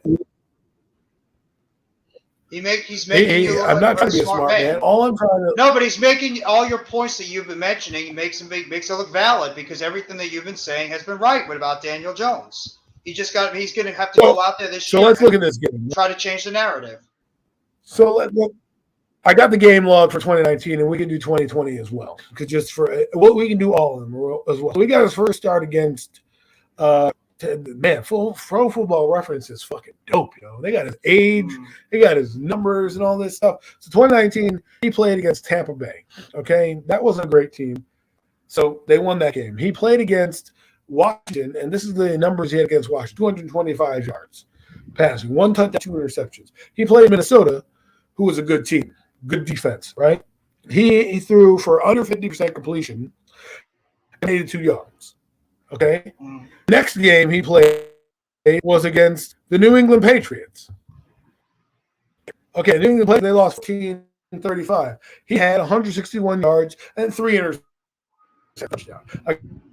Against the Arizona Cardinals, where he played in 2019, game that he didn't do well, and he had 223 yards, 1 touchdown, 1 interception. Not great. Still 62% passing, average. So right now he's not a great defense, but average. Against Detroit, again, another team that wasn't great, and he still lost 2. He went 28-41, threw for 322 yards and 4 touchdowns. He still lost the game. Can't blame him for that game. Now, against Dallas, he went 26-41 for 63% passing, for 200 yards and 1 touchdown. Against the New York Jets, he threw for 308 yards, 4 touchdowns, and lost the game. Again, another good game they played. Can't blame him. But again, a defense that was terrible. Okay? Look at the numbers that he's putting up. Against the Chicago Bears, again, a defense that was pretty good in 2019. He threw for 150 yards and 2 touchdowns. That's not a winning performance. Okay? Against the Green Bay Packers, threw for 240 yards. A lot of that was in garbage time. 1 touchdown, 3 interceptions. The reason why he was there. Again, then we go against Washington. That's the game he came back from Eli Manning after came back. Threw for 352 yards and 5 touchdowns. Then a game against Philly where they again threw for 301 yards and 1 touchdown. These aren't great defenses that he played against that he's having these yards against, right? Again, you can only play with who you play with, but we're not talking about stat-popping numbers against great defenses. We're talking about stat-popping numbers against the fucking Jets. What were his final numbers during the season for 2019, his rookie year? Like, what were his final stats in terms of touchdowns, yards? 3,027 yards, 24 touchdowns, 12 interceptions, and 18 fumbles, and 11 lost. So, I mean, the touchdown numbers aren't terrible. It's the yardage that's not that impressive. The yardage is terrible. The touchdowns aren't. I can't blame the touchdowns on him. He had decent numbers. 2-to-1 ratio is what you want all your quarterbacks to have. They guarantee. Yeah. But what I can say is now let's go in 2020. And again, I don't want to steal too much from what's going on because we got a big show coming on. But in 2020, let's go down the list. Pittsburgh, good defense. 76 passing completions for 279 yards, 2 touchdowns, 2 interceptions. That doesn't really tell you the game because they lost 16-26. So a lot of those came in garbage time. Yeah. In Chicago, a week 2 loss, 241 yards, 1 interception. Against San Francisco, good defense in 2020. He threw for 179 yards. Chicago game, real quickly. Do you remember when Barkley got hurt? Like, how was it early in the game that Barkley got hurt, or no? Do you remember? Yes, I think it was early in the game. The second play of the game. Okay, thank you. That was good. That's the point. So then he goes against we're Pittsburgh, we're Chicago, San Francisco. Good defense, 17 passing yards, threw 32 times, 53 completions, 179 yards, and interception. Not the reason we won the game. LA Rams, 23, 36, 190 yards, and another interception. The Dallas game, 20 completions, 222 yards, and no touchdown at all. Nothing. Not even a rushing touchdown. That game. Loss. Okay.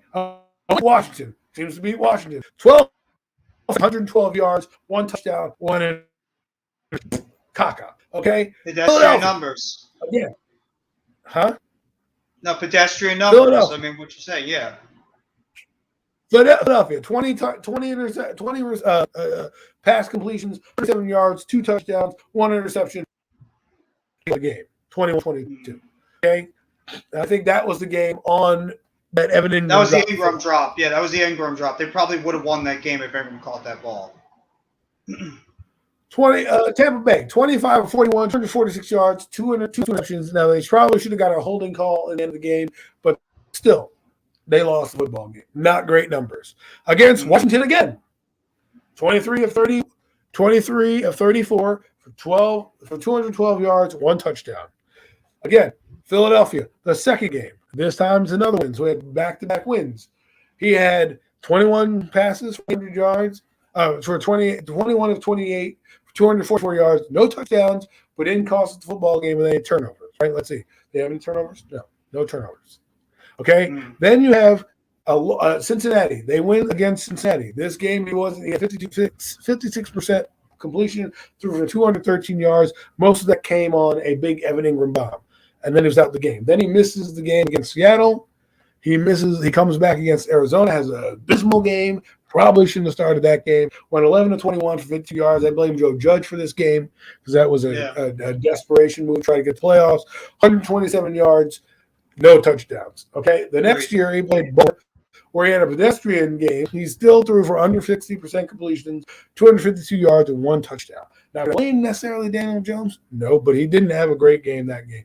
And then against the football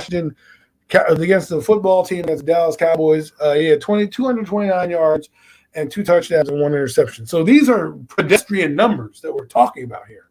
Now, we'll go into the last game log for this. I thought this person was supposed to be calling me. I guess they were not. Anyways, that's all right. It's Friday. I'm going to take my time here. And talking out loud, you don't worry about it, man. It's all right. It's amazing how much those numbers are like embarrassing after what happened in 2020. I think they're even worse. In 2020 and 2021 numbers are not that much different how bad they were for both seasons. I mean, it's just infuriating how bad they were. But everybody, of course, is going to go to, well, the coaching was horrible. The scheming was horrible. There are no players around him, which I just don't use that as a crutch completely because Daniel Jones didn't help himself at all those seasons. He was not good when it came down to it, too. So I don't want to hear about it when it comes to that. Daniel Jones is not proven. Guess where he was? I don't know why. Fuck it.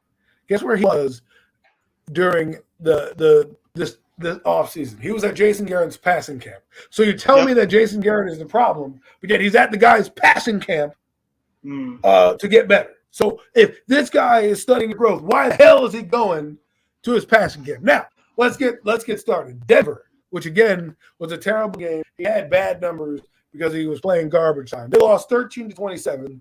He had 22 yards. He had 22 completions for under 60% for 267 yards and 1 touch. He was sacked and he fumbled once. Okay, that's terrible. Again, 29-30. This is probably his game of the season. 22 of 32. He had 68% completions. He threw for 249 yards and a touchdown. Probably should have been 2 touchdowns. Thank you, Darius Slayton. He was sacked 4 times. Atlanta, the game we should have won, which we lost by 3 points. Terrible.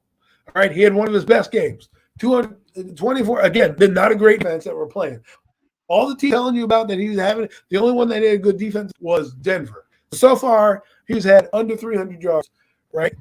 So he passes for Atlanta. We're on Atlanta right now. He went for 266. Good game. He went for 266 yards, no touchdowns in Atlanta. I need you to have a touchdown in that game. Yeah, I agree.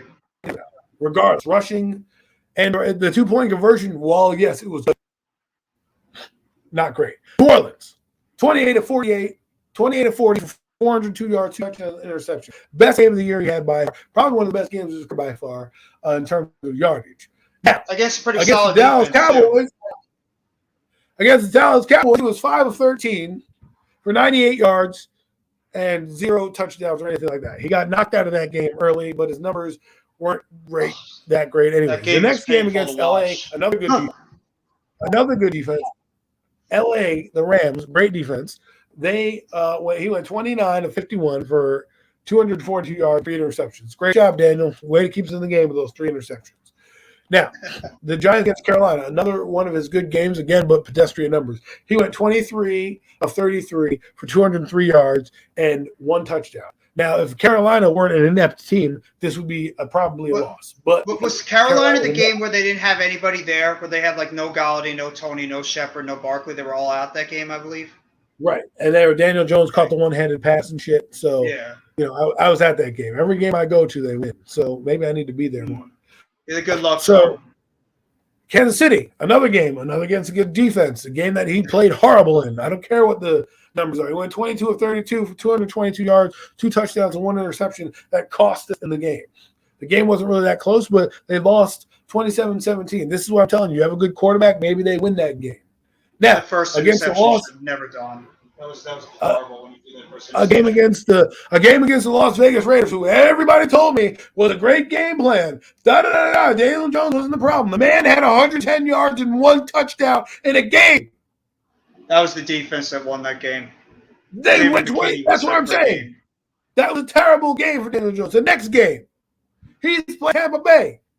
This is the worst game of the season. 167 yards, an interception, and 1 touchdown. Okay? His rating was terrible. 57.7 against the Eagles in a victory. 19 of 30 for 202 yards and 1 touchdown. What I'm trying to tell you is we need a dynamic guy. Okay? He's a game manager in a lot of these games. You see his numbers. It looks like a game manager quarterback. Now, like I said, Zion and Mac are both in here. Our premium takes co-hosts. I am not going to go too much more into what we need to talk about now. What I'm going to say is I'm going to move on from the quarterback position and just go back into the preface of what I was saying. Okay. The NFL season is March, and we are on the rise in the training camp. It technically starts from the Giants on the 20th is when they will be reporting to training camp for the rookies. Well, the 19th, when they start where rookie practice is there. It's the March of the Lombardi. The Giants have a lot going on for them and a lot of moving parts. And this is the reason why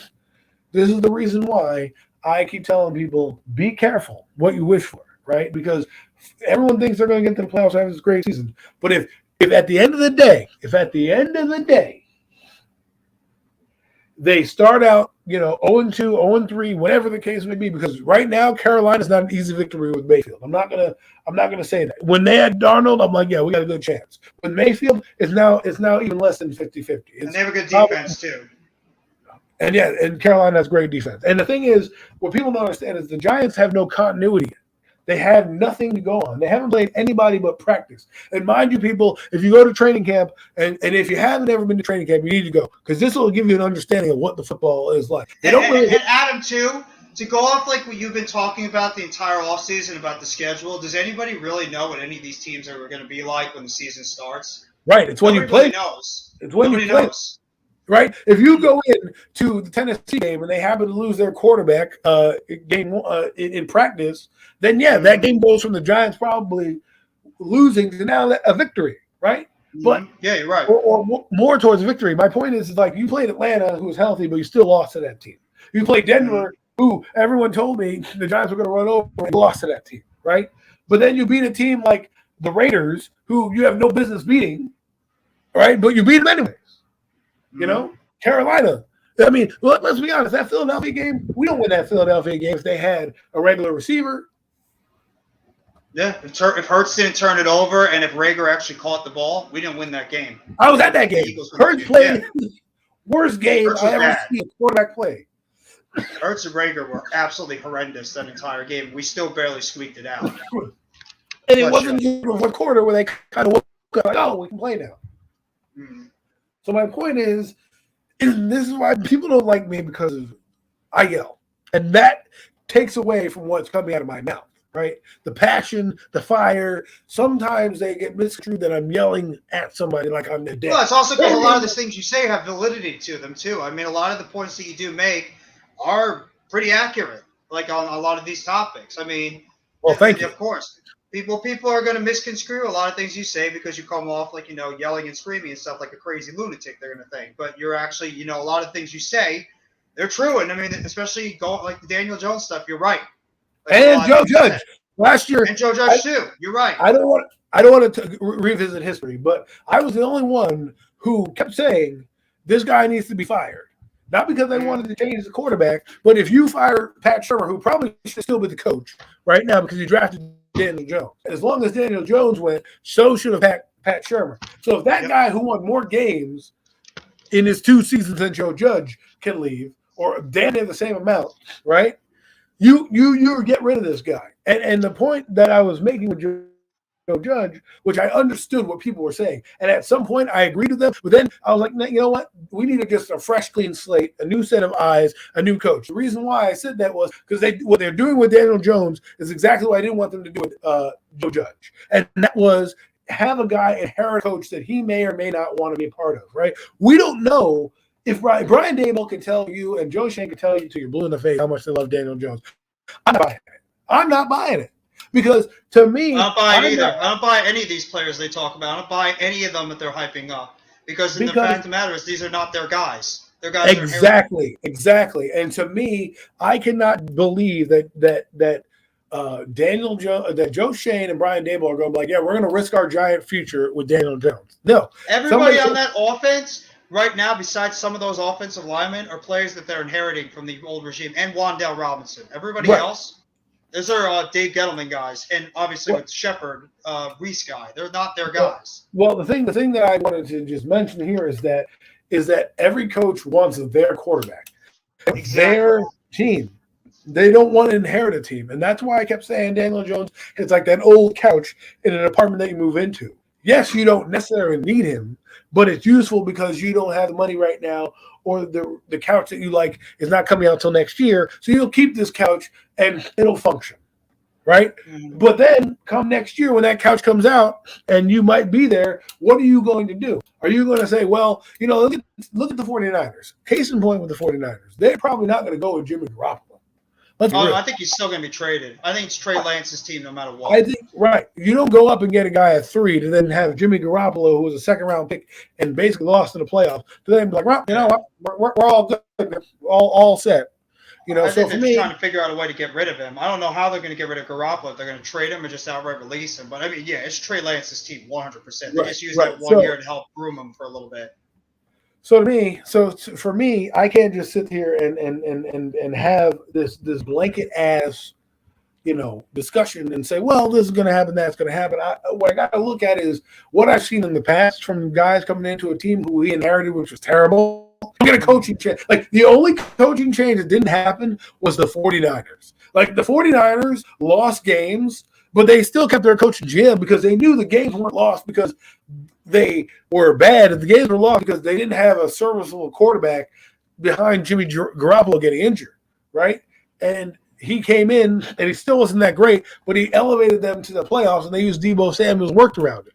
He's the only regime that I didn't get a regime change after a few years because that team went to the Super Bowl, lost, and then they had a down year the next year with everybody getting injured everywhere. Joey Bosa, Nick Bosa, all guys across the defense, the Jimmy Garoppolo got injured. And then they come back this year, and what do? Not only do they make the playoffs, they go to the damn championship game.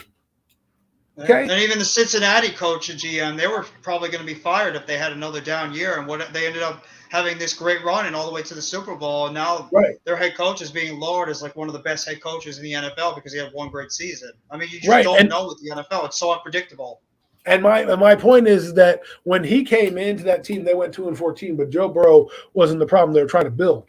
Right. Exactly. And then this year they drafted Jamar Chase, and he comes in and he tears the league, puts the league on fire. Right. And so what I'm saying is that when you have a new regime change, look what happened with they've done this twice. Look what they did with Pat Shurmur. Case in point.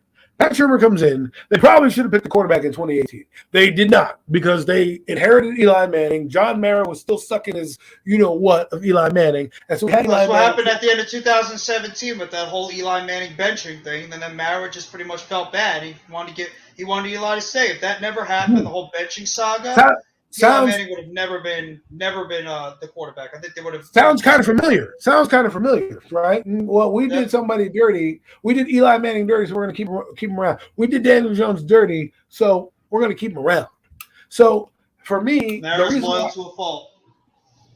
The reason why I want to get rid of Barkley, and nothing against Barkley, I just want to get rid of guys that were for the old regime that nobody had ties to, that nobody, get rid of everybody and rebuild it the way that Joe Shane wants to rebuild it. Now, if they go down the list and they're like Leonard Williams, keep him. Like, I have no problem with Leonard Williams, right? I have no problem with other things. But the same thing that we're talking about now with Daniel Jones, the same thing we were talking about last year. Oh, we got Kenny Golladay. He's doing this. He's doing that. Blah, blah, blah, blah, blah. My point here is this.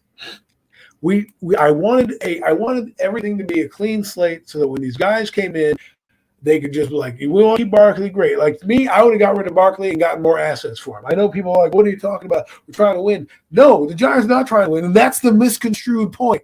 Is the Giants have lied to you and told you, yeah, we want to win. Yeah, the schedule people have lied to you and told you, yeah, this is going to be an easy schedule. But if you win this year to lose next year, what did you accomplish this year? This year, the accomplishment is find out who your guys are, like Bill Parcells did in the 80s. Right? He lost in 83, and he said, next year I'm doing it my way. He said, I'm going to get my guys in here. I'm going to get the guys I want, and we're going to go. Trust me. And that's what happened. So this year, I don't care if they win or lose. I don't want to see playoffs right now. I want to see a foundation that we can build off of so that next year when we're fighting for the wild. Because you got to do, I believe in steps, right? I think the Rams did it right. They went to the divisional round. Then they went to the next round. Then they went to the Super Bowl. Right? The Giants, you take baby steps now. Then next year you're fighting for the wild card. And then the following year you're actually fighting for the division. Then the following year after that you're headed with the conference champions because you've built it the correct way. Look at these teams. Look at Pittsburgh. Look at Kansas City. Look at these winning ball clubs. They built the program from the ground up.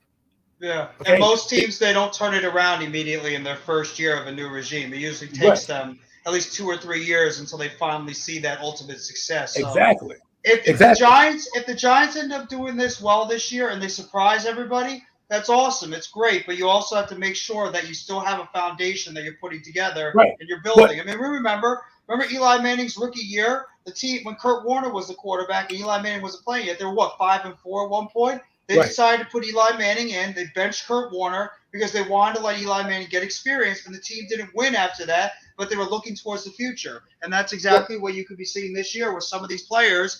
They might be part of the team right now, but the New York Giants are clearly looking to the future. So a Barkley, a Golladay, a Leonard Williams possibly, even a Dory Jackson. Well, I don't think they could trade Jackson out because of his contract, but some of these veterans you're going to maybe see as guys that could be trade players at the end of the season or middle of the season. Mac brings up a point. He said that Green Bay game for Daniel Jones was bad in the snow. Yeah, but Aaron Rodgers didn't have any problem in the snow, right? And Eli Manning didn't have problems with bad weather. This quarterback that we have here, Daniel Jones actually made some nice throws in that snowstorm game. That was not a bad game for Daniel Jones. Right. I don't believe Daniel has a great arm when it comes to bad weather. But anyway, what I'm talking about here is this is why I can't just buy into the schedules thing because you've got to get your bearings. Again, what I was telling people about practice is go watch the practice. It's very controlled. It's very organized. It's very step by step. That doesn't happen in a football game. Okay? That doesn't happen. The pass rush doesn't sack the quarterback in practice. So you seeing Daniel Jones sitting there bopping around looking to pass and he throws a football, that might be a sack in a game. Okay? So training camp is not the same what it was years ago, too, where you were able to have a lot more intense practices. It's very dialed down now compared to what it was years ago.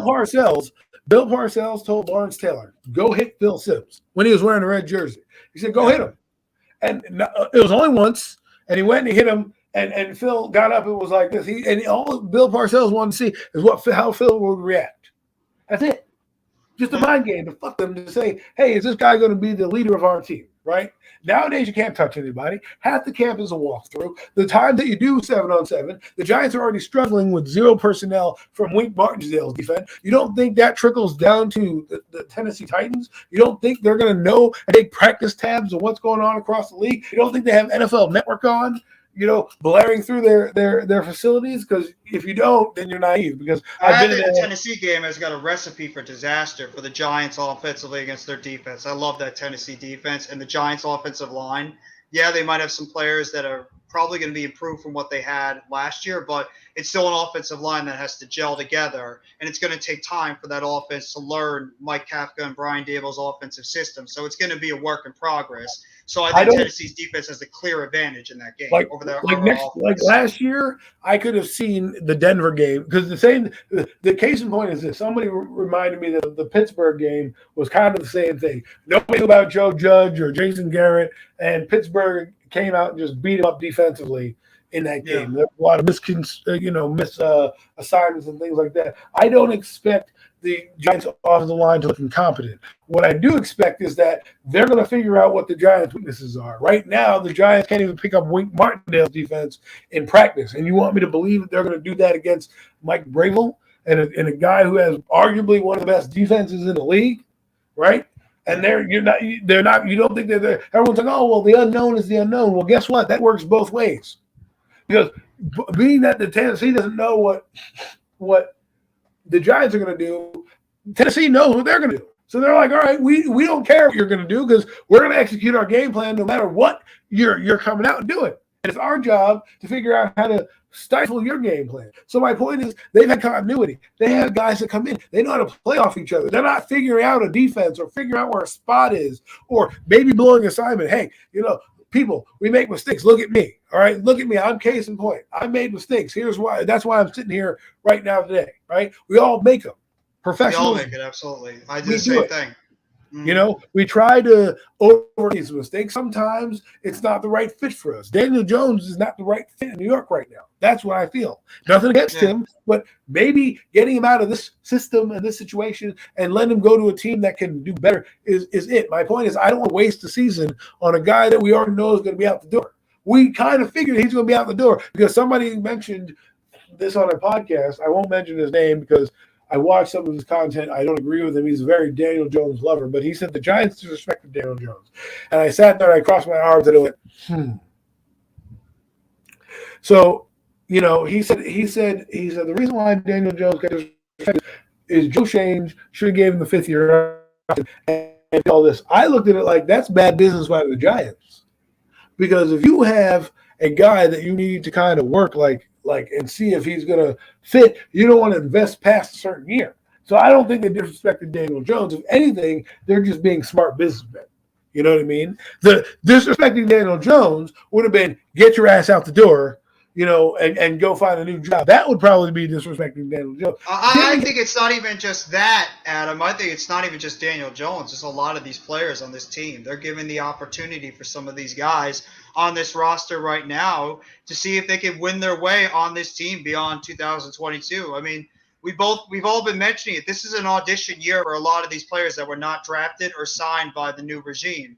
And this is their opportunity to see what they could do and what kind of value they're going to bring to this organization beyond 2022. I mean, it's a lot of those guys on that offense, especially, have so much to prove. Everybody on that offense has a ton to prove right now to this organization that they can stay healthy, that they can live up to the production, the draft status that they have, to the contracts that they signed. So that's what, like, a lot of players in this team have so much to prove right now, and they're pretty much on a 1-year rental deal. Like, this is it. You got to go out there and prove your worth, or you're gone after this year. Well, no problem getting rid of you. Someone has a rumor about the Giants possibly signing. Should they sign Jared Cook? Absolutely not. Absolutely not. You don't sign Jared Cook. You already have Ricky Seals-Jones. You already have Jordan Aiken. You have Daniel Bellinger and Austin Allen. You can't keep signing these 1-year deal players because you take away from the whole point of what you're trying to do, and that's develop the young guys. If you keep bringing in these 1-year deals and wasting salary cap on a guy who you think Jared Cook wants to come to the Giants? He might want to go to a winning team. He might want to go stay in New Orleans. He might want to do whatever it is he's doing. So I know that people are trying to drum up topics, and I won't let you know who it is because I don't want to. You can go find it on YouTube, but they're trying to put out a show. Should the Giants sign the guy I just mentioned, Jared Green? I think his name. Or Jared Cook. Jared Cook. Yeah, Jared Cook. Sorry, Jared Cook, the tight end. No, you don't sign these players. If the Giants were winning football games, Daniel Bellinger, and the team went like 10 everything because they're like, it's not working out, and they wanted to sign a veteran cheap. That's what you Jared Cook. Yeah, we only need a tight end. We're only going to need a player. Fine. You don't spite your nose to fight you don't cut your nose to spite your, because I don't want to take away reps from Daniel Bellinger because we want to bring him. He's actually looked pretty good in camp. Daniel Bellinger actually is looking pretty good in camp. I mean, I want to see what this kid can do this year, and Austin Allen too. I want the young kids to play. I want to see what these kids can bring to the table. Maybe we might actually have something. Right. So I wouldn't want to bring in a veteran like that because I feel like the Giants aren't going to do that because they know they're going to ride what they have. I don't want them to bring in another corner, not because I don't want to see them, win, because I need to see what I have in Aaron Robinson. He's going to be on the team here for the next few years. I need to see what I got in Rodarius Williams. The thing is, with Daniel Jones, with the team last year, while you fault Dave Gettleman, I can't really fault him all that much because they drafted Will Hernandez, they drafted Matt Pert, they drafted Shane Lemieux, they drafted Andrew Thomas, and they had Nick Gates on the line. It's not like he didn't try. Those guys did pan out. And when they didn't bring in people from the offensive line, like Miz, he was like, oh, I'm bringing the offensive line. I understood what you were saying, but I can't be mad at them wanting to try their young guys out. It failed them, but I couldn't be mad at him for saying, listen, we're going to try it out. This year, they already addressed that kind of like a PR move, but let's be honest, we all knew what was happening. But now they brought in Matt Gano, Garcia, brought in Jamil Douglas, they brought in Feliciano, they brought in Golowinsky, and I thought they were going to bring in 10 or 15 guys. They brought in Evan Neal, they brought in Josh Azudu, Mike McKinnon, right? That's 13 guys, not to mention a few others that have been. And Max Garcia, yeah, they brought in a whole bunch of guys to compete for backup roles, like just absolute as much competition as possible, and the best guys win. Right. So my point here is that it's not like they let those young guys play. Now the difference between last year and this year is, and this will be my final point because I got to get going. I got kids to feed and things to get on with. But the Giants have brought in corporate trainers, as Patricia Traina likes to say. Guys are going to come in, kind of show them the ropes, and then they're off on to another team next year. And I think that's what you need to see is get these guys, let them learn the system, let them make their mistakes, let them get their baby steps out of the way so that come 2023, Daniel Bellinger – and whoever's on the team, I'm not going to say Daniel Jones because I don't want to speak that into existence. But let's say the Tyrod Taylor, he's already going to be here next year. He's going to know the offense. He's not going to need to think anymore.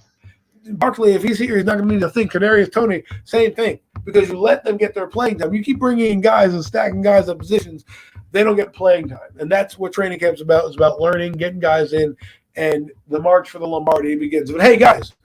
Thank you for tuning in. Jeff, thanks for jumping on with me as always. No problem, man. Thanks for having me on the show. I had fun doing it. If you haven't already, please sub up to Adam Costas, one of the most passionate Giant fans out there. You can catch him every single Wednesday coming up in the NFL season for the NFC Roundup with Mac the Giants fan, as well as on the Premium Take Show. Right now, currently on every Sunday at 8:30 p.m. with myself, Adam Costas, Mac the Giants fan, and Zion Zenith. And he's just one of those very passionate New York Giants fans. Don't get construed by what you hear on the when you hear him. Just he shows a whole lot of passion. And he's one of here's what I'll say. Giants fans out there. I have a diarrhea in the mouth, so I'll go off a lot on a tangent or whatever, and I'm loud. But 50 Cent said it best, right? They say I talk a little fast, but if you listen a little fast, I won't have to slow down for you to catch up. And what I mean by that is like sometimes if you listen to what I'm saying, it actually may come true. You may think, oh, screw this guy, he's just yelling at people. But then when you sit back and think, hey, that dude that yells, he was not too wrong about that. So I'm not tooting my own horn. I appreciate all of you guys. Whether you like me or not, come on and listen to me either go crazy about a random topic or, anything. The hurry up is something I've had a rebirth, guys, because of guys like Jeff who, thought I had some good points and needed to make them. I've been doing this since 2011, so it's really good to see people coming out and chatting and meeting new friends. I really appreciate it. Jeff, always good to have you on the show. Like he said, you can get on Premium Takes. You can catch us on Premium Takes. We're going to have a great show for you on Sunday. If you like this discussion now, wait till we get with the Four Horsemen because that's going to bring the roof down. The house will come down on Sunday. I hope you bought your insurance because we are burning it down on Sunday. A training camp preview show. By the time we have the next show following Sunday, training camps will be fully underway. So we want to give you that training camp preview. And basically, Jeff summed it up for me. He told you where you can find me. Thanks again for listening. And we're out. We'll see you on Sunday. Bye, folks. Have a great rest of your day, everyone.